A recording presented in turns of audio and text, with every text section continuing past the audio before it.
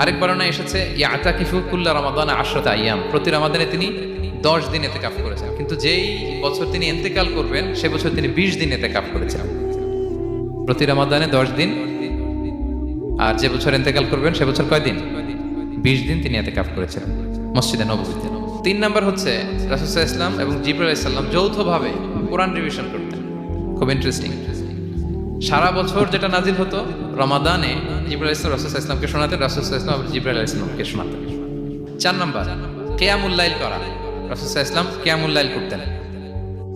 এবং কিয়ামুল লাইল শব্দটাকে রাসূল সাল্লাল্লাহু আলাইহি ওয়াসাল্লাম কদরের সাথে জুড়ে দিয়েছেন। সহিহ বুখারীর বর্ণনা তিনি বলেছেন, মান কামা লাইলাতাল কদরি ঈমানা ওয়া ইহতিসাবা গুফিরা লাহু মা তাকাদ্দামা মিন যামবি।